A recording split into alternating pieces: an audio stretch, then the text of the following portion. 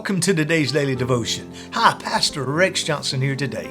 Today our title is Rid Yourself of Bitterness. In the book of Ephesians in chapter 4 in verse 31, and it says, get rid of all bitterness, rage and anger, brawling and slander, along with every form of malice. Getting rid. It says rid ourselves. There's no need for us to have bitterness, anger, self-hurts and pains inflicted in any kind of way from either yourself or from others. It doesn't matter if it was in a child, if it was in a teenage year, even if it was one in your elderly years. It doesn't matter. Whenever we carry those bitterness and we carry that bitterness and we carry all of those hurts and pains, man, it eats us alive. Listen, there was these two store owners. They both had general stores in this little small town. One was on the right side of the road and was on the left side of the road. And for years and years, they hated and despised one another. They couldn't, because one would see what the other one was doing because he might have been getting more business than the other one. And they just fussed and they fought all their entire life.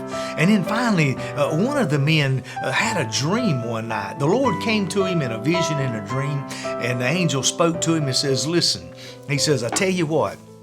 He says, if you will forgive your neighbor across the street, he says, I will double what you are making right now, and you will be a very wealthy man. Man, you'll be so wealthy. He says, but what I'm going to do, he says, the other guy, he says, I'm going to take and, man, I'm going to make him twice as wealthy as you. Now, you're going to be wealthy and you're going to have a lot, but I'm going to make him even that much more wealthier. And he says, what will you do? What will you choose? And the man closed his eyes, turned over and went back to sleep and would not even make a decision because he didn't want the other man to prosper. He didn't want the other. He wanted it all. You see, this is what bitterness does. It makes us into evil, angered people.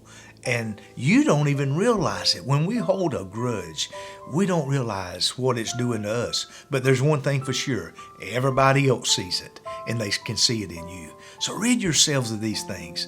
If you need to forgive, forgive. If you need to go apologize, go apologize. Do something, but rid yourself so God can make me and you prosperous in life.